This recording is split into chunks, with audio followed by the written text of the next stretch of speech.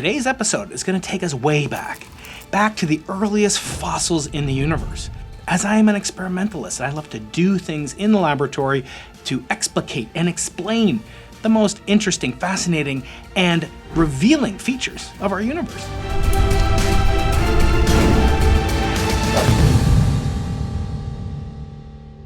Welcome everyone to another exciting episode of 30-Minute Thesis, an exploration of some of the deepest, most meaningful concepts in modern cosmology, taught by yours truly.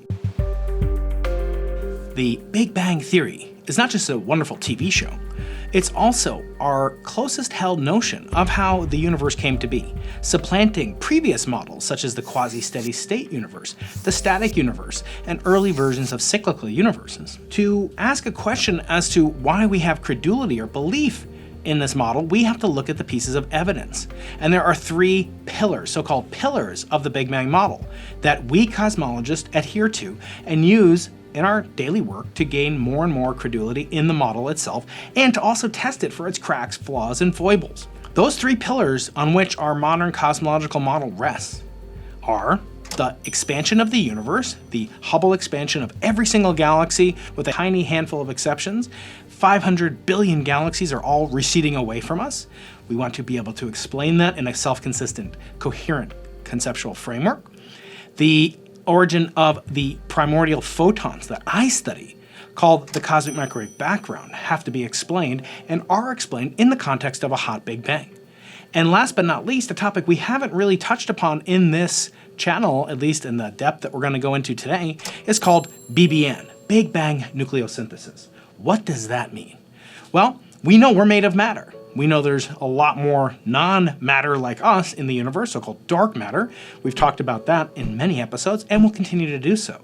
But the Big Bang nucleosynthetic predictions predict how much ordinary matter should exist in the universe. Matter such as the kind that we're comprised of. Primarily, the primordial elements, hydrogen, helium, and their isotopes, deuterium, tritium, helium-3, give us great bounds and significant constraints on what the properties of the early universe were like. The Hubble expansion says that every one of these galaxies in the Hubble deep field are expanding away from us and every one of them.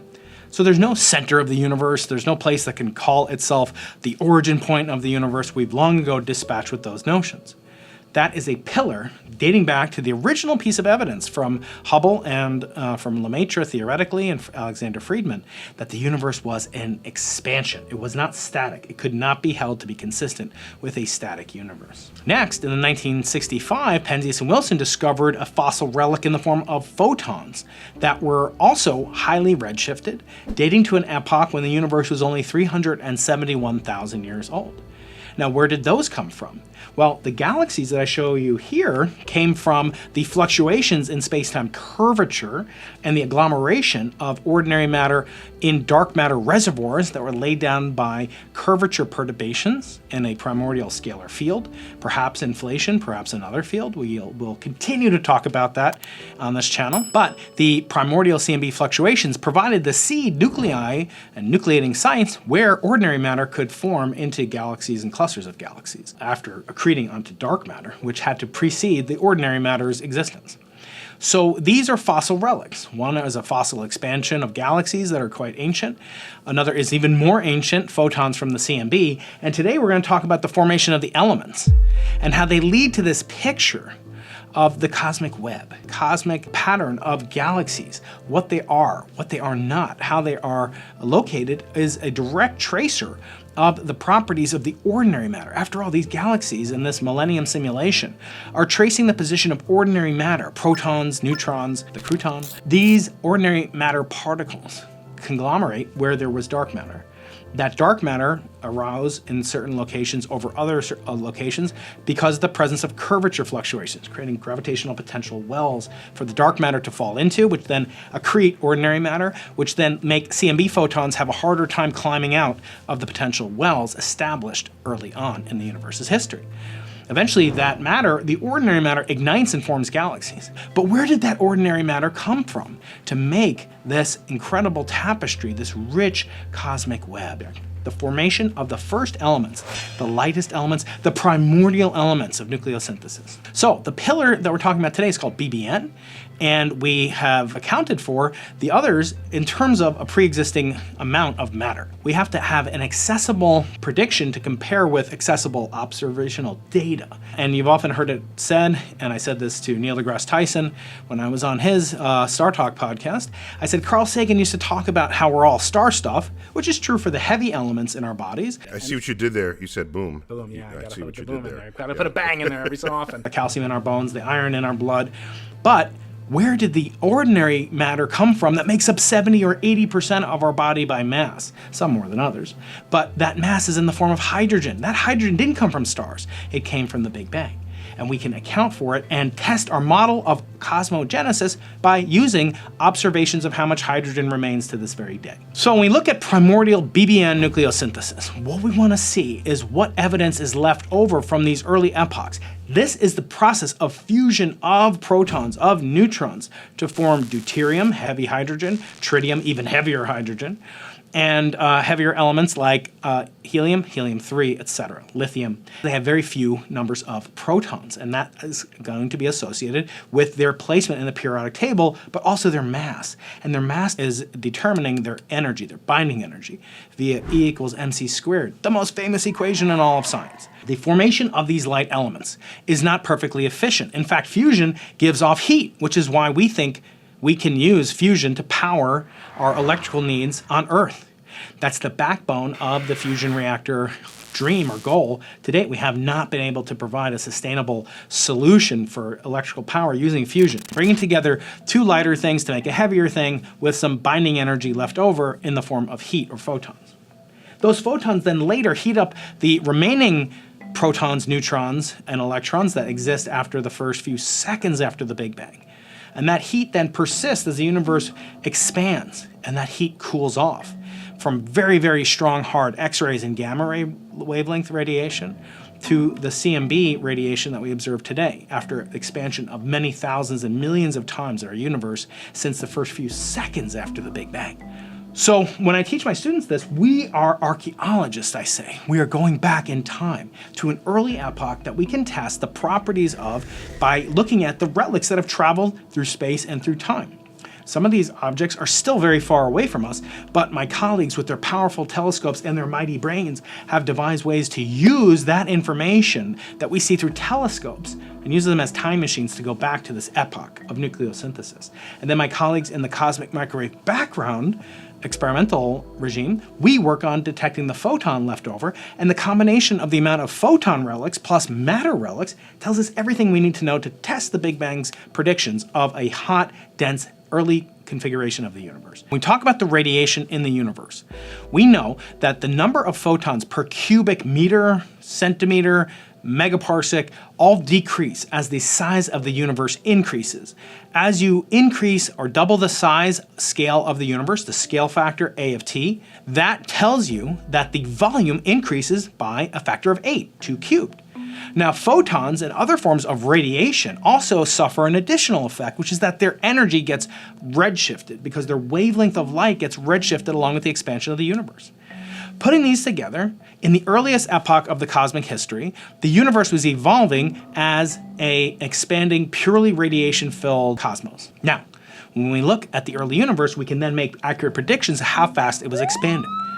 From the expansion rate, A of t, its derivative, A dot, or the time derivative of A, we can get the Hubble parameter at any time in the universe's history. The Hubble parameter evaluated today is the Hubble constant, but we can accurately test it and trace its history and calculate how fast was the universe expanding at extremely early times.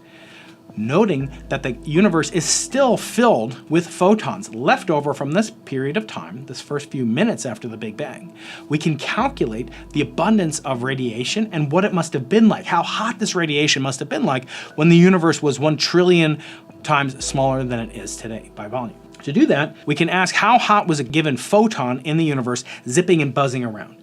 That is easily calculated from Planck's black-body radiation law, and when we do that, we get an energy scale. And that energy scale depends on time because the universe is expanding and the photon wavelength is expanding. So each individual photon's energy will drop as the universe doubles in size, it will drop in half. That is simple photon physics in so-called redshifted or expanding cosmological scenarios. So at 1 second after the Big Bang, the universe had a characteristic temperature associated with a characteristic energy of about 3 mega electron volts, million electron volts. And for reference, an electron volt is the amount of energy that you need to accelerate an electron to give it a potential of 1 electron volt. Now, that's not very helpful or very useful, but you can think about it in these terms. To take a single hydrogen atom and hit it with a photon, such that that atom of hydrogen dissociates, ionizes into a proton and an electron, you need to zap it with only 13.6 electron volts. You may remember that from high school chemistry. I sure do. Well, maybe. That amount of energy pales in comparison to 3 million electron volts was the characteristic energy of photons at this time, meaning that photons could easily blast apart any atoms, explaining why atoms didn't exist. Now the question is, did nuclei exist? The binding energy of nuclei are much higher than the binding energy of a proton to an electron that we call a hydrogen atom. Now let me give you some characteristic energy scales. The CERN Large Hadron Collider, which is directed by my fellow narrator, Fabiola Giannati, in Galileo's dialogue on two world systems. You can get a link in the video description, briankeating.com/dialogue. You can get your own copy. And here, Fabiola, the director of CERN, she oversees this massive collider that can replicate the conditions in the early universe at certain times. So she can replicate the universe with her colleagues. If you extrapolate back the temperature law that I show up above, as a function of temperature, the temperature goes up as the square root of time as you go back in time. And so she can actually access energies that are 7 trillion electron volts. That's over 2 million times larger than the energy of the universe was at 1 second after the Big Bang. So you square that million, you get roughly a trillion, and you work out the math exactly, and you get that she could maximally probe with the most powerful collider on Earth an epoch in which the universe was about 1/10 of a trillion of a second old after the Big Bang. But that pales in comparison to what we are attempting to do with experiments like the Simons Observatory, which is to go back some 10 to 20 orders of magnitude more in our search for primordial B modes, as we've discussed in previous videos. So how far back could you possibly go? Could you go back to the Planck era? Well, that would correspond to a time and energy scale that is far in excess of what you could detect here or use here on Earth. So there's no hope to build a particle accelerator to access the energy scales that we can get to with cosmic microwave background radiation experiments or thereabouts. So let's do some simple nuclear physics. Let's talk about the lightest elements on the periodic table. Let's compare them to other elements in the periodic table. So atoms, which are just bindings of protons to electrons with neutrons in the nuclei to electrons in the outer orbitals, those have characteristic binding energies of the electron volt scale. So to ionize a hydrogen atom, you need 13.6 electron volts. Helium has 2 protons, so a single electron is more tightly bound because there's more Coulomb or electrostatic force. So you need almost twice as much energy to zap off a single electron. Cesium and other things have screening effects, and it makes it easier to actually eject an electron in a cesium atom. So you can calculate the characteristic energy scale of a chemical or nuclear process by its binding energy. To bind an electron, you have to ensure that photons no greater than 13.6 eV are floating around, otherwise it will get dissociated. To bind the most simple complex nucleon, the deuteron, has a characteristic binding energy as well. So these nucleons, when we come together, we make nuclei. Those nuclei have 2 properties that are associated with them. Their atomic mass number, which is the number of protons plus the number of neutrons, symbolized by capital N for the neutrons and capital Z for the protons. I don't know why it's not P, but it's not. The atomic mass number A is Z plus N. Very simple math. So Z determines which period in the periodic table it's in, and the number of isotopes are determined by how many different permutations of neutrons still have the same atomic number, so you still have the same atomic nuclei, the same number of protons. For all intents and purposes, we will only concern ourselves with the first, say, 5 or 6 elements on the periodic table, because those and their isotopes, and there's several isotopes of many of these nuclei, they give us enough information to constrain the properties when the universe had this characteristic energy of about a few MeV, million mega electron volts. The nuclear binding energy for deuterium is the first one we're going to look at. Binds the galaxy together. We're going to ask, when you bind together a nucleus, how much energy would be released if you were to break it apart? And if we look at the lower right corner, this is taken from my past guest and friend, Barbara Ryden's wonderful book, Introduction to Cosmology. You can calculate what is the binding energy, B, divided by the atomic number. That tells you something about the stability of that nuclei. That nuclei will be determined by sometimes having enough neutrons to keep the number of protons bound stably, because you have to supply an additional force to overcome the Coulomb repulsion between protons. So helium, for example, has 2 protons. How could you possibly get 2 protons to stick together if they have positive charges? They should repel. The answer is you need some neutrons around. And those neutrons have opposite isospin charge, if you like, and that allows the up quarks and down quarks in the right configuration to attract together additional protons to the neutral neutrons by going inside, if you like, detecting the swirling process of quarks and the binding of quarks, and that's what causes them to stick together. So stable nuclei are plotted here as having solid dots. There are isotopes, and there are unstable nuclei plotted here as well. And when you get to something more massive than iron, that is the most stable atom in terms of the maximum binding energy per nucleon. Once you try to exceed that, you have to then supply more energy to get fusion to occur, then you actually get released. You do get energy release from fusing together, say, nickel-62, but actually the amount of energy you get out far pales in comparison to the energy you put in. Therefore, there's not enough heat produced by the star's core when it's synthesizing this, and so it eventually explodes and blows apart in what's called a type 2 supernova. The meteorites that I like to play around with and often give away if you join my mailing list, briankeating.com/list, so people can win a little scrap of an exploded star, which has nickel, iron, 58, and other isotopes in it. Not dangerous, don't worry, but those come from the fragmentation explosion of a gravity bomb that we call a type 2 supernova. And that's what happens when you try to make heavier nuclei. Now let's go back. We're not talking about stars today. We're not talking about heavy elements like iron. We're talking about the lightest elements on the periodic table. So nuclear fission occurs, typical binding energy of about the MeV scale, less than about 10 MeV, millions of electron volts. So we can form deuterons when the characteristic photon energy is less than the binding energy of that nucleon. And the nucleon has a binding energy of about 2.22 MeV.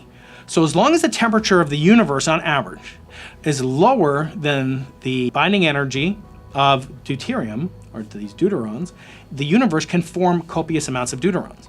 However, eventually the universe gets quite cold and there are no photons with that temperature to break apart any deuteron. So eventually this is going to stop, but there are other reasons why it stops even before that. That sets the amount of deuterium that remains in the universe after a few minutes after the Big Bang. And we can observe and go out in the universe and count large distances, high redshift equivalently, or early look-back times. We can detect these deuterons at high redshift. Then we can use that to compare with what the predictions would be based on the observation of the amount of photons and protons and neutrons in our universe today. So the binding energy corresponds to a temperature of about 3,700 degrees, almost 3,800 degrees, and that's an age in the universe that's about 300 seconds after the Big Bang. That was fast. We're talking about 5 minutes after the Big Bang. The deuterium can form in large amounts. Now that assumes that there are enough nucleons of the neutron type to exist. And I've talked in this channel about the decaying of neutrons. Neutrons decay in about 800 seconds on average. So that means by the time the universe cools enough that you can start making copious amounts of deuterium, there have been many decayed neutrons. Protons don't decay. The neutrons decay, and so there's not that many of them left. Almost a full half of the total amount of neutrons are gone by the time the universe is cool enough to start forming deuterium. So it's actually said to be quite inefficient. The universe has only about 1/4 left over of these deuterium is produced, and so we actually have about 3/4 of the universe just in single protons, which we call hydrogen. Now, another element that we can look at is element number 2 on the periodic table, helium. Helium has a symbol in cosmology called Y. I don't know why it has that symbol, but it does. And so we can calculate how much helium is left and compare that to the abundance of helium that we see in the universe, taking into account that stars like our sun do produce helium. That's how helium got its name. Helium stands for Helios, the Greek god of the sun. How did they discover helium on the sun before it was discovered on Earth? They went at night. No, that's an old joke. Some helium that's made, and if you go through the calculation precisely, we predict a primordial abundance of helium of about 25%. It's actually a little bit less than that. So we have 75% hydrogen, about 24% helium, and that means everything else that we're made up of in the entire universe by mass is less than 1% of all the mass density and ordinary matter in the universe, forgetting about dark matter, which dwarfs ordinary matter by another factor of 5. What we're made up of is so irrelevant to the overall chemistry and mass in the universe that no amount of overeating and binge eating will protect us and prevent us from being completely irrelevant on a mass scale. Somebody needs therapy. So when we look at how the energy of deuterium can be converted to a binding energy, meaning that if you zap it with enough energy, it will shatter apart into proton and to neutron, same thing can hold for an individual neutron. You can zap a neutron apart. A neutron has a binding energy, if you like. The neutron decays in about 880 seconds. So in about 300 seconds, we have a decay of nearly half, or let's call it close to a third of an entire half-life. So that doesn't mean a half or even a third of a half have decayed. We can calculate it exactly. But we can look at how this process of a neutron decaying into a proton, electron, and electron antineutrino for lepton conservation, how that is associated with a binding energy. And we can calculate how that occurs, and that tells us about the stability of neutrons, and we can associate a binding energy with that as well. So we can use that factor and calculate the amount of neutrons that are existing, and that'll take us from 300 seconds back to about 1 second in the cosmic history, when there was enough energy to shatter apart neutrons into protons and neutrons and electron antineutrinos. So at times much, much earlier than the half-life of the neutron, there were about 1 neutron for every 5 protons. So that means at most, you could make a neutron plus a proton, which we call a deuterium nucleus, and there'd be left over 4 unbound protons. So there's almost no fusion of most of the protons in the universe by number. So when we look out at the universe, we find, if we do the calculation correctly, we can predict how much helium there should be. Very rough estimate gives you an estimate of about 1/3 using the calculation. I'll leave it up there for the aficionados to go through. And if we calculate the fraction of the neutrons that are still remaining, we do this calculation accurately, we end up with a fraction of about somewhere between 0.24 and 0.245-ish. So it's extremely accurate. Then we just have to go out and measure before stars started to form, these vast Lyman alpha clouds, clouds of hydrogen and helium that were existing after the Big Bang. We can measure that. There's also another isotope of hydrogen, which is even more exotic. It's actually radioactive, called tritium. I don't have access to that. It's incredibly dangerous, so I won't be doing any experiments with that. So what we want to look at is the abundance at these different signposts, mile markers. Not millions of years ago, not billions of years ago. We're talking about 13.8 billion years ago. 1 second after the Big Bang is 1 milestone. How many neutrons were left after being dissociated perhaps by high energy photons. Then at 300 seconds, and then finally, looking back at their leftover protons and neutrons and electrons that were in existence when the CMB itself formed. So we do that, we can calculate very, very accurately how much there should be left today. This abundance shows the amount of energy density in the form of mass for different objects in the universe, starting, not including hydrogen, because hydrogen will be off the charts here. The first in the split graph shows you a very large abundance of helium, helium-4. There's also helium-3, down much, much lower abundance. There's deuterium, which is the 3rd most abundant of all nuclei in the early universe. We can compare that. And then we can go even further down to look at lithium. And that gets really hard to look for primordial amounts of lithium, but we show this as a function of the baryon to photon ratio, which is indicative of the fact that the universe was producing copious amounts of energy. When these light elements are fused together, they give off energy. That energy is in the form of photons. Those photons ride along and expand along their wavelengths as the universe expands from 1 second to 380,000 years after the Big Bang. So, in summary, the primordial relics of photons and the earliest combinations of protons and electrons are the most ancient fossils that we can detect and measure to this very day. We look at the abundances of these different elements in the universe, and we correlate that to predictions of when they left the nuclear furnaces that produced them. when we go out in the cosmos, we can then compare the abundances at very high redshift, which is not equal to looking back at 1 second or even 371,000 years after the Big Bang.